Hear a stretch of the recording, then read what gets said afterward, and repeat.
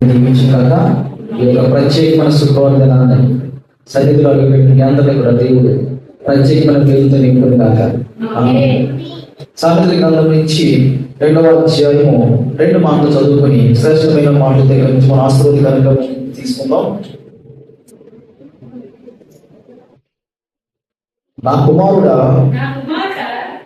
మీరు నా మాటను అంగీకరించి నా ఆజ్ఞను నీ యొద్ద దాచుకుని ఎడల జ్ఞానముకు నీ చెవిలోకి హృదయపూర్వకముగా వివేచన అభ్యసించిన ఎడల తెలివికై మొదలుపెట్టిన ఎడల మనవి చేసిన ఎడల వెండిని వెతికినట్లు దాన్ని వెతికిన ఎడల దాచబడిన ధనం వెతికినట్లు వెతికిన ఎడల యెహోవాయందు భయభక్తులు కలిగి ఉండుట ఎట్టిదో నీవు గ్రహించదవు. సరిపోతుందండి. ఎంత శ్రేష్టమైన వాక్యాన్ని దేవుడు మన కోసం ఈరోజు మాట్లాడాలని సిద్ధంగా ఉన్నట్టు తెలుసండి. దేవుని వాక్యము మనకి ఎంతగానో ఆదరణిస్తూ ఉంటుంది. దేవుని వాక్యం ఎప్పుడైతే మనకి అర్థమవుతూ ఉంటుందో, దేవుని వాక్యం ఎప్పుడైతే మనం గ్రహిస్తూ ఉంటామో చాలా స్పష్టత మనకి కలిగి ఉంటాం, చాలా క్లారిటీ కలిగి ఉంటాం. ఈ జీవితం ఎడల, ఈ యొక్క దైనందిక జీవితం ఎడల మనం చాలా క్లారిటీ ఎప్పుడు వస్తుందంటే దేవుని వాక్యం మనం అర్థం చేసుకున్నప్పుడు, చదివినప్పుడు, దాన్ని గ్రహించినప్పుడు. దేవుని ఎడల భయభక్తి కలిగి ఉండడం అంటే ఏమిటో దేవుని వాక్యం ఎలా తెలుస్తుందండి. ఎలా వెతకాలంటే వెండిని వెతికినట్టు. వెండి అంటే మన ఇంట్లో ఉన్న చిన్న చిన్న వస్తువులు పడిపోతే దాన్ని వెతికినట్టు కాదు. వెండి ఎక్కడ దొరుకుతుందో కొంతమంది సైంటిస్టులు వెతుకుతూ ఉంటారు. బంగారం గని ఎక్కడ దొరుకుతుందో చాలా కష్టపడి చాలా ఎక్విప్మెంట్ పెట్టి వెతుకుతూ ఉంటారు. ఈ చోట పెట్రోల్ పడుతుంది, ఈ చోట ఏం పడుతుంది, పెట్రోల్ పడుతుంది. ఇక్కడ బంగారం గని ఉంది కింద, దాన్ని బయటికి తీయాలంటే చాలా ఖర్చు అవుతుంది. ఆ తర్వాత అంత ఖర్చు పెట్టి వచ్చిన వస్తువుకి వాల్యూ ఎక్కువ ఉంటుంది. అలా విధంగా వెండి ఇక్కడ దొరుకుతుంది, దాన్ని జాగ్రత్తగా తీయాలి. ఇది ఎంతో పెద్ద ప్రాసెస్ ప్రకారంగా సైంటిస్ట్ అందరూ ఫైండ్ అవుట్ చేసి వెండి గని, గోల్డ్ గని ఎలా అయితే కనిపెడతారో, ఎంత ఆ ప్రాసెస్ అంతా చాలా హెవీ ఉంటుంది, చాలా కష్టతరంగా ఉంటుంది, చాలా చాలా అంటే చాలా ప్రాసెస్ ఎక్కువ ఉంటుంది. అలా వెతకాలంట దేవుని వాక్యాన్ని. ఎలా వెతకాలి? బంగారం వెతికినట్టు ఇంట్లో ఉన్న ఉప్పు పొడికాయలు అదే చెవులు పడిపోతే ఆ 4 గోడల మధ్యలో వెతికినట్టు కాదు. మనం వాక్యాన్ని బంగారం గని వెతికినట్టు వెతకాలి. చిన్న రింగ్ పడిపోయినట్టు కాదు. దేవుని వాక్యం అంత చిన్న స్వల్పమైనది కాదు. గని అదో పెద్ద పర్వతం, జ్ఞాన నిధి. అది చాలా పెద్ద కొండ అన్నమాట. అల్టిమేట్ అది హీల్, అది జ్ఞానం కలిగి ఉంటుంది. దాన్ని వెతకాలంటే స్లోగా జాగ్రత్తగా ఓపికగా వెతికితే మనకి ఎంతో ఆనందం వచ్చేస్తుంది. ఎంత ఆనందం వస్తుందంటే, ఆనందం ఈ లోకంలో మనకి డబ్బులు ఉన్నా సరే రాదు, ఆరోగ్యం ఉన్నా రాదు. ఆ వెతికే ప్రాసెస్లో మనకి ఆకలేదు. అర్థమవుతుందండి. ఒక చోట పెద్ద బంగారు గని ఉంది అంటే ఆ టైం ఏమో చూసుకోము, దానికోసం చేస్తే ఒకవేళ ఎగ్జాంపుల్గా పొరపాటున మన ఇంట్లోనే, మన సొంత ఇంట్లోనే కింద ఎక్కడో ల్యాండ్లోని గని ఉందని ఫైన్ అయినందుకో, ఇంకా రాత్రి పగల్లో మనం కష్టపడి ఏం చేస్తున్నప్పుడు చాలా మంది తవ్వి ఏమైనా బంగారం ఇది దొరుకుతుందేమో, లంకి విందులు దొరుకుతాయేమో, లేకపోతే ఎంత బంగారం దొరుకుతుందేమని. ఇక ఆ ప్రాసెస్లోని అలా టీ తాగడం, టైంకి భోజనము చేయడం అన్ని మారిపోతుంటాయి. ఏంటి కొద్దిపాటి చిన్న లాభానికి మొత్తం ఆరోగ్యం పోయినా సరే పర్లేదు అనిపిస్తుంది. కానీ ఇక్కడ మనం ఎదుగుతున్నది ఇంకా పెద్ద గని, నిధి చాలా పెద్ద నిధి. ఈ నిధి వెతుకులాటలో మనము టైం మర్చిపోతాం, ఆకలి మర్చిపోతాం, ఆరోగ్య పరిస్థితి మర్చిపోతాం. కానీ నిత్యము కూడా యవ్వనంగా ఉంటారు. ఎవరైతే ఆ గని వెతకడానికి ప్రయత్నం చేస్తుంటారో ఆ ప్రయత్నంలో వారి శరీరము యవ్వనం అయిపోతుందంట. జ్ఞానము చాలా స్పష్టంగా ఉంటుందంట. క్లారిటీ కళ్ళతో ప్రపంచం చూడగలుగుతారంట. ఏమి జరుగుతుందో స్పష్టత కలిగిన జీవితం కలిగి ఉంటారు ఎవరైతే దేవుని యొక్క జ్ఞానం అనే గని వెతుకుతుంటారో. అలా వెతకడం మనం ప్రాసెస్లో మనం చాలా విషయాలు తెలిసిపోతుంటాయి. ఈ విషయాలు ఎంత అమూల్యమైనవి అని గ్రహించడానికి కొద్దిగా టైం పడుతుంది. దేవుని యొక్క జ్ఞానం కానీ మనకు అందాలి అంటే అందే దశలో మొదటి స్టెప్లో ఎంత అమూల్యమైన జ్ఞానం ఉందా, దేవుడు ఎంత జ్ఞానవంతుడా అన్నది మొదటి స్టెప్లో మనకు తెలుస్తుంది. మీకు ఎప్పుడైనా అనిపించిందా దేవుడు ఎంత జ్ఞానవంతుడా, దేవుడు ఎంత జ్ఞానం ఉందా, ఎంత తెలివైనోడా, ఎంత గొప్పవా దేవుడు అని ఎప్పుడైనా అనిపించిందా? నాకు ఎన్నోసార్లు అనిపిస్తుంటాడు. ఎంత టెక్నాలజికల్గా చేశాడు దేవుడు మనిషిని, ఏం డిజైన్ చేశాడు. ఒకసారి దేవుడు ఊరికినే గొప్పగా పొగుడుతుంటాం మనసులో, ఏం సూపర్ ఇలాగే మాట్లాడుతాను దేవుడితో. నేను ఏమంటాను తెలుసా, పొగుడుతుంటాం. ఎందుకంటే ఆయన చేసిన కార్యాలు, ఆయన డిజైను, ఆయన చేసిన విశ్వంలో చేసిన విషయాలు, మనిషిలో చేసిన స్ట్రక్చరు, డిజైను, పనితీరు అల్టిమేట్ అనిపిస్తుంటుంది. ఒకసారి ఆలోచన అందినప్పుడు ఆ జ్ఞానం అది. కానీ అయ్యో ఎంత తిండి ఉందా, నానో టెక్నాలజీ అంటారు, రోబోట్స్ తయారు చేస్తుంటారు. రోబోట్స్ ఎలా పనిచేస్తుంది తెలియదు, కానీ మనందరం రోబోట్సే, హ్యూమన్ రోబోట్స్, హ్యూమన్ నాయకులు రోబోట్స్ తయారు చేస్తున్నారు. మనిషిలాగా కొద్దిగా ఎక్కడో చోట కొద్దిగా మ్యాచ్ అయ్యేటట్టు తయారు చేస్తారు బయట కొద్దిగా, కానీ మనిషి ఏం కాదు. కానీ మనము బాబోయ్ మనుషులు ఫీల్ అవుతున్నా 100% రోబోట్స్. మనం మీకు తెలుసా, గ్రహించరు ఎప్పుడైనా? మనుషులను ఫీల్ అవుతున్నాం 100%. మీ ఫోన్లో మెమరీ కార్డ్ ఎప్పుడైనా చూసారో? ఇప్పుడు అంతా ఇంటర్నల్ మెమరీ అయిపోయింది. ఒకప్పుడు మెమరీ కార్డ్ ఉంటుంది తెలుసా? పెన్ డ్రైవ్ తెలుసా? కనీసం పెన్ డ్రైవ్ ఒక వస్తువు, ఆ వస్తువులు కొంచెం డేటా స్టోర్ చేసేది. కానీ దేవుడు అలాంటి ఒక మెటల్ కాకుండా ఒక మాంసం కలిగిన పెన్ డ్రైవ్ పెట్టాడు మనిషిలో. బాబోయ్ ఎంతవుతుందండి, ఎంత జ్ఞానం ఉందో దేవుడి దగ్గర. హార్ట్ ఒక మాంసము మొత్తం కొన్ని పనులు చేస్తుంది లోపల, కిడ్నీలు అది ఒక మాంసము మొత్తం కొన్ని పనులు చేస్తుంది. దానికి ఎవరు చెప్పారు అంత జ్ఞానం? దానికి ఎలా వచ్చింది? అసలు ఆ సెటప్ ఏంటి? ఎంత జ్ఞానం ఉంది దేవుడికి, ఎలా డిజైన్ చేశాడు. ఒక మనిషిని చూస్తేనే దేవుడు ఎంత గొప్పవాడో మనకు అర్థమైపోతుంటది. అది మొదటి స్టెప్. అర్థమైందండి? ఎంత గొప్ప దేవుడా, ఎంత జ్ఞానం ఉంది నీ దగ్గర. అల్టిమేట్ జ్ఞానాన్ని మనం టచ్ చేయడానికి ప్రయత్నం చేయాలి. అల్టిమేట్ జ్ఞానం ఉంది దేవుడి దగ్గర. ఎంత జ్ఞానవంతుడో మనకు అర్థం అవ్వాలి ఫస్ట్. అప్పుడు మొదటి స్టెప్లో ఉన్నాం. కానీ మనకి ఏమి దక్కలేదు, మొదటి స్టెప్లో ఉన్నాం. ఆ తర్వాత మనం ముందు వెళ్తున్న కొద్దీ జ్ఞానం మనకు అందుతున్న కొద్దీ దేవుని గొప్పతనం తెలుస్తుంది, మన వాల్యూ మనకు తెలుస్తుంది, మనం ఎంత గొప్పవారమో తెలుస్తుంది, లోకం పరిస్థితి తెలుస్తుంది, క్లారిటీ వస్తుంది. ముందుకి జాగ్రత్తగా వెళ్తుంటాము. దేన్నో గాలిని పట్టుకున్నట్టు మనుషులందరూ ఏదో చేస్తున్నారంట. ఎటు వెళ్తున్నారో తెలీదు, ఏ ఉద్యోగాల్లో తెలియదు, ఏ వ్యాపారంలో తెలియదు, ఎటు ప్రయాణం చేస్తున్నారో తెలియదు, ఏం కోరుకుంటున్నారో తెలియదు, వారింతకి ఎవరో వాళ్ళకే తెలియదు. అంత భయంకరమైన ఒక మాయా ప్రపంచంలో బ్రతుకుతున్న వారికి జ్ఞానం అందాలి. ఏమందాలి? గని వైపు ఆలోచన తీరు మారాలి, లోకం వైపు కాదు, గని వైపు ఆలోచన మారాలి. తర్వాత జ్ఞానం అందాలి. అందితే ఉంటది కదా, చీకటిలోంచి వెలుగుతున్న లైట్లలో కనబడతాం మనం. ఎవరికి? లోకానికి, మనకి కూడా. ఎంత అజ్ఞాన దశలో ఉంది లోకం, ఎంత చీకటిలో ప్రయాణం చేస్తుంది. వారి దగ్గర ఉన్న జ్ఞానం కాదు అంటుంది బైబిల్. వారు చేస్తున్న పనులు జ్ఞానమైన పనులు కాదు. వారు ఏదో సాధిస్తున్నారు, అది జ్ఞానమే కాదు. దేన్ని సాధిస్తున్నారు, ఎటువైపు వెళ్తున్నారు, ఏం కావాలి, ఏం కోరుకున్నారు, ఏం సాధిస్తున్నారు, ఏం సాధించాలని ఏమీ లేదు. అంత గాలిని పట్టుకున్నట్టే, ఊపిరి పీల్చి ఊపిరి వదిలినట్టే, ఏమీ లేదు. స్వల్పమైన అల్పమైన ప్రాణం కోసం ఎటో పరిగెడుతున్నారు, సాధించేది లేదన్న అజ్ఞాన దశలో ముందుకెళ్తున్న లోకం వైపు మీరు చూసినప్పుడు ఒకటే చెప్పాలి, జ్ఞానం సంపాదించాలి. ఏ జ్ఞానమో? ఈ దైవ జ్ఞానం సంపాదించాలి. ఏ గది సంపాదించాలి? ఏ జ్ఞానం సంపాదించాలి? ఆ బంగారం నిధి వైపు మనం వెళ్ళాలి. 99 సంవత్సరాలు కష్టపడి ఒక బంగారం కొండ అనుకుని ప్రయత్నం చేసి అది కేవలం నార్మల్గా కొండ అని తెలిస్తే ఏమైనా ఉపయోగం ఉందా? మనుషులందరూ వెళ్ళేది అదే, చేసేది అదే. వాళ్ళు ఏదో చేద్దామని బంగారం అనుకుని వెళ్తున్నారు ముందుకి, ఎటో వెళ్తున్నారు. వాళ్ళు దారంతా రాంగ్. ఆలోచన తీరంతా రాంగు, చేసే పనులన్నీ తప్పు.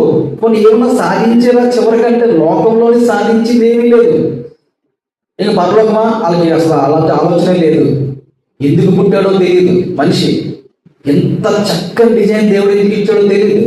ఎంత గొప్ప అవయవాలు, వాల్యుబుల్, లక్షలు విలువ చేసే అవయవాలు ఇచ్చి ఫ్రీగా ఎంతో తెలివితేటలు ఇచ్చి, నడవడానికి శక్తినిచ్చి, నడవడానికి అనుకూలత ఇచ్చి, శరీరానికి అనుకూలత ఇచ్చి, పనులు చేసుకోవడానికి ఫింగర్స్ ని డిజైన్ చేసి, అలైన్మెంట్ చేసి, తిరగడానికి జాగ్రత్తగా సెటప్ చేసి, అంత గొప్ప అమూల్యమైన శరీరాన్ని ఇచ్చి భూమి మీద పెడితే ఏం సాధిస్తున్నారా అంటే అది ఏమి సాధించట్లేదు. అర్థమవుతుందా? ఆడు ఏం సాధిస్తున్నాడు ఆడికే తెలియట్లేదు. మనిషికి అది ఎటు వెళ్తున్నాడు వాడికి తెలియట్లేదు. ఏదో చదువుతున్నాడు, ఏదో చేస్తున్నాడు, ఏదో సాధిస్తున్నాడు, అంతా గాలిని పట్టుకున్నట్టే అన్న సంగతి వాడికి తెలియట్లేదు. మనం అలా కాదు. దేవుని నమ్ముకున్న మనము జ్ఞానం వైపు అడుగులు వేసుకుండాలి. దేవుని నమ్ముకున్న మనము వాక్యం వైపు అడుగులు వేసుకుండాలి. దేవుని నమ్ముకున్న మనము క్లారిటీ కలిగి ఉండాలి. జీవితంలో ఎటు నడుస్తున్నామో క్లారిటీ లేకుండా వెళ్ళిపోతున్నాం, సాధించేస్తున్నాం, గొప్ప వాళ్ళు అయిపోతున్నాం, ఏదో చేసేస్తున్నాం, మనం ముందుకెళ్తే అది అజ్ఞానం అని చెప్పి బైబిల్ మనకు స్పష్టత తెలియజేస్తుంది. వెండిని వెతికినట్టు వెతకాలన్న దేన్ని? అల్టిమేట్ జ్ఞానాన్ని. బంగారాన్ని వెతికినట్టు వెతకాలంట అల్టిమేట్ జ్ఞానాన్ని. ఆ జ్ఞానం అందితే ఈ లోకంలో అంబానీ ఎంత ధైర్యంగా ఉంటాడో ఫైనాన్షియల్ గా, ఏంటండి అంబానీ ఎంత ధైర్యంగా ఉంటాడో ఫైనాన్షియల్ గా, ఆరోగ్యంగా కాదు. ఓకే ఆడికి ఏమన్నా రేపు నెక్స్ట్ ఈఎంఐ వస్తుందని భయం ఉంటుంది అంబానీకి, ఏముండదు. ఫైనాన్షియల్ గా చాలా బాగున్నాడు. అట్టి కన్నా గొప్ప ధైర్యం నీకు కలిగి ఉంటారు. ఇప్పుడు జ్ఞానాన్ని వెతికితే ఆ జ్ఞానము అది పాజిటివ్ సెన్సెస్ మీకు తీసుకొస్తుంది. ఆ జ్ఞానము దైవ దూతల్ని, దేవుని దూతల్ని మీకు ఆకర్షింపజేస్తుంది. ఆ జ్ఞానం మీరు సంపాదిస్తే మీ చుట్టూ ఏమొస్తుందో తెలుసా? దేవుని దూతలు ఊరికి మీ దగ్గరికి వచ్చేస్తుంటాయండి. ఏంటంటే మీరు అల్టిమేట్ గా ఎదుగుతున్న ఒక లైట్స్ కింద కనపడతారు దేవుడికి. ఏం ఎదిగితే లోకంలో ఉన్న అజ్ఞానమైన ధనానికి, అజ్ఞానమైన అధికారానికి ఎదిగితే కాదు, అన్యాయంగా ముందుకు వెళ్తే కాదు. దైవ జ్ఞానం ఎక్కడ ఉంది, ఏంటి ఏంటి ఏంటి వెతుకుతుంటే మన చుట్టూని దేవుని దూతలు ఉన్నాయి. ఆ జ్ఞానం అందితే మనం ఎంతో ఆనందంగా ఉంటాం. ఆ జ్ఞానం మనకు అందితే ఈ లోకంలో విషయాలన్నీ క్లారిటీ వచ్చేస్తాయి. చాలా ముఖ్యమైన విషయం క్లారిటీగా బ్రతకడము, క్లారిటీగా ఉండడము, జీవితాన్ని క్లారిటీగా ముందుకు తీసుకెళ్ళడం. ఎటు పడితే అటు కాదు, తెగిపోయిన గాలి పడడం, ఎటు పడితే అప్పుడు అలాగెళ్తుంది. లోక పరిస్థితి అదే. మనం దేవునితో లింక్ చేయబడి, దేవుని చేత అదుపు చేయబడి ఎగురుతూ ఉండాలి, బ్రతుకుతూ ఉండాలి. ఈ లోకంలో కొంతమంది కట్ అయిపోతారు దేవుడితో. ఆ దారం కట్ అయిపోయి ఇలా వెళ్తుంది, ఇలా వెళ్తుంది, ఇలా వెళ్తుంది, ఇలా వెళ్తుంది, చివరికి వెళ్ళిపోయి ఎక్కడికి వెళ్ళిపోతుంది? ఒక తొక్కల చెట్టుకి వెళ్ళి చిక్కుపోతుంది. ఆ జీవితం అక్కడ అంతమైపోతుంది. మరి ఆడనుకుంటాడు కంట్రోల్ ఏం చేస్తే ఒకే చోట ఉన్నాను, దారం కట్ అయిపోతే అటు వెళ్తున్నాను, ఇటు వెళ్తున్నాను, ఇటు వెళ్తున్నాను ఎగుతారు. ఎవరు? గొప్ప గొప్ప వాళ్ళు అందరూని. ఏ గొప్ప వాళ్ళు? డబ్బులోని, అధికారంలోని, అన్ని ఆటలు గొప్ప వాళ్ళందరూ ఫీలింగ్ అదే. ఓహో నేను అందరికన్నా స్పీడ్గా ఎగురుతున్నాను, పక్కడు ఒకలాగే ఎగురుతున్నాడు, స్టేబుల్గా ఎగురుతున్నాడు. నేనేంటి ఇలా వెళ్తున్నాను, ఇలా వెళ్తున్నాను, ఇలా వెళ్తున్నాను. నా పరిస్థితే బాగుంది అనుకోండి, అడిగి తెలియదు, అది తెగిపోయిన గాలిపటం. దేవుడితో లింక్ లేదు, జ్ఞానం అందట్లేదు. గాలి ఎటు కొడతా అటు వెళ్తుంది, ఆలోచన ఎటు కొడతా అటు వెళ్తున్నాడు. ఏమనిపిస్తే దాన్ని సాధించడానికి అటువైపు అడుగులు వేస్తున్నాడు. అది తప్పు ఒప్పు అనవసరం. ఎవరికైనా అన్యాయం చేస్తున్నాడు లేదో అనవసరం, మంచిగా వెళ్తున్నాడు లేదో అనవసరం. అడగ వెళ్తున్నాడు అంతే. గాలికి కొట్టుకుని పోయే దిగిపోయిన గాలి పడ్డాలలాగా మనుషులు ఉన్న ఈ రోజుల్లో ఖచ్చితంగా దేవునితో అంటు కట్టబడిన జీవితము, జ్ఞానం వైపు ఆలోచన చేసే జీవితము నేటి క్రైస్తవులకి ఖచ్చితంగా కావాలి, ఖచ్చితంగా కావాలి. మన సంఘస్థులందరూ అలాంటి జ్ఞానాన్ని వెతకాలి. ఏ జ్ఞానాన్ని వెతకాలి? వెండిని వెతికినట్టు, వెండి గని, బంగారాన్ని వెతికినట్టు బంగారు గని, ఆ గని వెతికినట్టు జ్ఞానాన్ని వెతకడం ఎప్పుడైతే మొదలు పెడతావో అప్పుడు దేవుడి తాలూకు రుచి, చెప్పండి, రుచి తెలుస్తుందంటే అది మొదటి స్టెప్. రుచి టచ్ అయితే అది మొదటి స్టెప్. దేవుడి తాలూకు అల్టిమేట్ జ్ఞానము మీలో మీరు చూసుకోగలుగుతుంటే బాబాయ్ మొదటి స్టెప్ మీకు అక్కడ వస్తా. చూడండి, దేవుడు అంటే గౌరవం, దేవుడు అంటే ఆ పవర్ అంటే ఏంటి, ఆ జ్ఞానం ఏంటి? ఆ జ్ఞానం ఏంటి? ఎంత డీప్గా ఆలోచిస్తున్నాడు దేవుడు, ఎన్ని వందల తరాలు ముందుకు వెళ్ళగలుగుతున్నాడు దేవుడు, ఎంత భవిష్యత్తును ఆలోచన చేస్తున్నాడు దేవుడు. చిన్నపిల్లలు అయినప్పుడు ఎలా ఉంటే ఎలా ఉండాలో సరైన ఆకృతిని కూడా డిజైన్ చేసి ఫ్యూచర్లో కూడా వెళ్ళగలుగుతున్నాడు దేవుడు. ఏంట జ్ఞానం? ఆ పవర్ ఏంటి? ఆ జ్ఞానం మనకి అందాలి. ఆ జ్ఞానాన్ని మనం ఎప్పుడైతే తెలుసుకుంటాం అప్పుడు మనము మొదటి స్టెప్లో ఉన్నాం. సాధించలే 100 అడుగులు ఉన్నాయి ఇంకా ముందు. మొదటి స్టెప్ మీకు చాలా ఆరోగ్యకరమైన వాతావరణాన్ని క్రియేట్ చేస్తుంది, గుర్తుపెట్టుకోవాలి. మొదటి స్టెప్ మీకు లోకం మీద ఆశను తీసివేస్తుంది. మొదటి స్టెప్పే. దేవుడి జ్ఞానం అర్థమైన మనిషి అట్టే నడుస్తాడు. ఎట్లా నడుస్తాడు? దేవుడి వైపు నడుస్తాడు. ఆ జ్ఞానం అందకపోతే కదా లోకం వైపు వెళ్తాడు. ఏ జ్ఞానం లేకపోతే, ఏ డైరెక్షన్ లేకపోతే, ఏ పవర్ మీకు టచ్ అవ్వకపోతే ఎటు పడితే అప్పుడు ఎక్కడికి వెళ్ళొచ్చు. కానీ దేవుడి యొక్క రుచి తెలిస్తే బాబాయ్ అల్టిమేట్ జ్ఞానం. దేవుడు ఇదంతా ఒక సిస్టమేటిక్గా చేశాడు, ఒక కార్యక్రమం చేశాడు, ఒక ప్లాన్ చేశాడు, ఒక డిజైన్ చేశాడు. అందులో మేము ఒక భాగస్థులము, మేము ఒక రోబోసులము. మా శరీరాన్ని చాలా నీట్గా నరాలతోని మాంసాలతోని జాగ్రత్తగా డిజైన్ చేశాడు. ఏంటి ఆ టెక్నాలజీ? ఏంటి బాడీలోని ఏం టెక్నాలజీ పెట్టావు దేవుడా? ఏమి టెక్నాలజీ అని మీకు అర్థం అవ్వకూడదు. ఒక అరగంట వరకు మీ బాడీ కోసం మీకు అర్థమైతే ఏమి టెక్నాలజీ ఇది? ఏ మనిషికి అందలే, ఏ మనిషి కూడా మనకి అందలే అలాంటి టెక్నాలజీ. ఏమి డిజైన్ దేవుడా, ఏమి డిజైన్ అని చెప్పుకుంటూ దేవుణ్ణి పొగడకుండా ఉండలేము. బాబు ఏమని పొగుడుతారు తెలుసా? ఒక ఫ్రెండ్తో మాట్లాడంటే, ఒక డాడీతో మాట్లాడి సూపర్ నువ్వు ఇలాగే మాట్లాడతారు దేవుడితో. బాబు ఏ జ్ఞానం లేదు? ఏంట ఆలోచన తీరేంటి? అంత ఆ జ్ఞానం ఏంటి అన్నది మీకు అర్థమవుతుంది దేవుడి కోసం. అప్పుడు దేవుడు నవ్వుకుంటాడు పైనుంచి. బాగా సూపర్, భూమి మీద ఒక వ్యక్తి నా వైపు తిరిగి నా కోసం ఆలోచన చేస్తుంది, నా పని తీరుని మెచ్చుకుంటుంది. మెచ్చుకోవాలా లేదా చెప్పండి? ఇంత గ్రేట్ ఇవన్నీ చేసినప్పుడు దేవుడు మెచ్చుకోవద్దా? ఇంట్లో కూర బాగా ఉండదు చెప్పండి. ఉషమ్మ బిర్యానీ చేస్తుంది, కూర వండుతుంది, కబ తినేంత ఆటవుతాను. బాగుందో బాగుంది చెప్పని తినేంతో, బాగోపోతే కూర బాగోపోతే కారణం పోతే వెంటనే అడుగుతూ బాగుంటే మాత్రం చెప్పవా ఏంటి? కూరలోనే అది ఎక్స్పెక్టేషన్ ఉన్నప్పుడు ఇంత గొప్ప ప్రకృతిని చేసి, ఎంత గొప్ప శరీరాన్ని చేసి దేవుణ్ణి అప్పుడప్పుడు న్యాచురల్గా పొగిడితే ఆయన చాలా గొప్పగా అయిపోతుంది. ఎలా పొగడాలి అర్థం చేసుకోవాలి. ఫస్ట్ మనల్ని మనం అర్థం చేసుకోవాలి. మనల్ని మనం అర్థం చేసుకోవడానికే చాలా టైం పడుతుందండి. అర్థమవుతుందా? టైం సరిపోతుంది, టైం పడుతుంది. మనం ఎలాగో పని చేస్తుంది, పనితీరు ఏంటో అర్థం చేసుకుంటూ దేవుణ్ణి పొగడకుండా మీరు అసలు ఉండమంటే ఉండలేదు. ఆ పొగడత న్యాచురల్గా ఉంటుంది, మనసులోంచి వస్తుంది, నవ్వుతూ ఉంటుంది. దేవుడితో మీరు ఎలా మాట్లాడతారో తెలియదు, చుట్టుపక్కల పరిస్థితి మనకు అనవసరం. మీరు స్తోత్రం చేస్తారు, స్తుతిస్తారు, గొప్ప దేవుడిని పొగుడుతారు. బాబు ఏ దేవుడు బాబా, ఏంటి ఆ జ్ఞానం? నన్ను ఎంత బాగా డిజైన్ చేస్తావు, అల్టిమేట్ జ్ఞానం అని చెప్పి దేవుడు పొగిడిన రోజున అప్పుడు దేవుడు మిమ్మల్ని మెండుగా ఆశీర్వదించేస్తారు. ఎందుకంటే ఆయన పొగిడితే, న్యాచురల్గా పొగిడితే, అర్థం చేసుకుని పొగిడితే. పక్క వాళ్ళందరూ పొగిడి సంపాదిస్తున్నారంట. ఒకటి గొడ్డలు పడేసుకుని వెంటనే బంగారు గొడ్డలు తెచ్చుకున్నాడంట, ఐరన్ పడేసుకొని. పక్కోడు కూడా గొడ్డలు పడేసి బంగారం అంటే ఇచ్చేస్తాడా?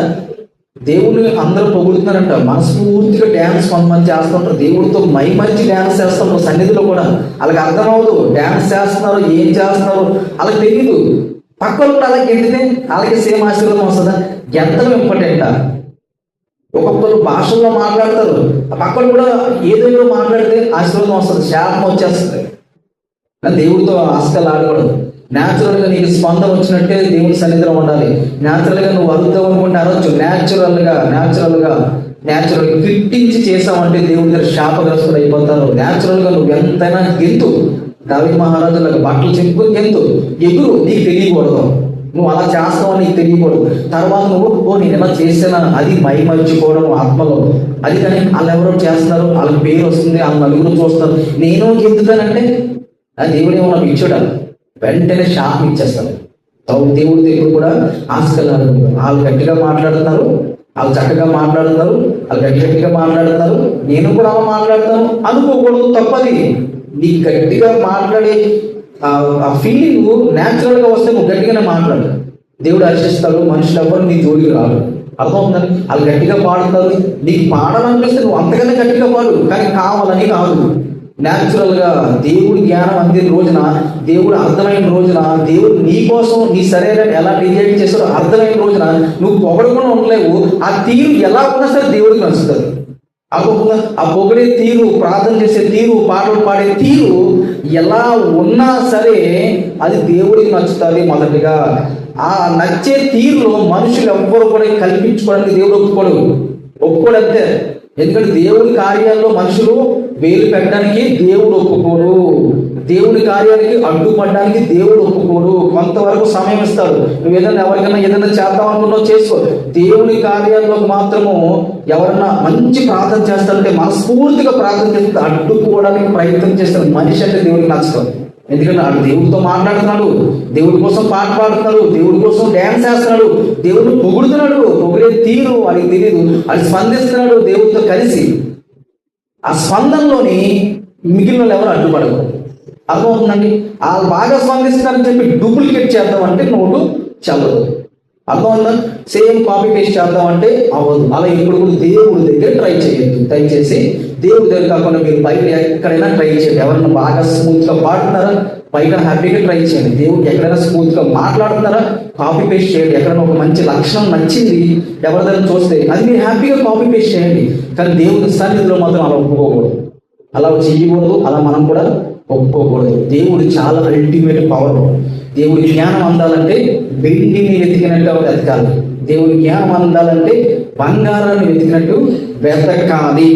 వెతికితే మీకు మొదటి స్టెప్, నేను చెప్పినట్టు మొదటి స్టెప్ మీ గురించి మీరు ఆలోచన చేయడము, మీ గురించి ఆలోచన చేసే తీరులో మీకు తెలియకుండానే దేవుడిని అల్టిమేట్గా గొప్ప చేస్తూ ప్రార్థన చేస్తారో తెలియదు, మాట్లాడతారో తెలియదు, పలకరిస్తారో తెలియదు. దేవుణ్ణి మీ గురించి మీరు అర్థం చేసుకున్న రోజున మొదటి స్టెప్లో ఉంటారు. దేనికి అనుకోవడంలో?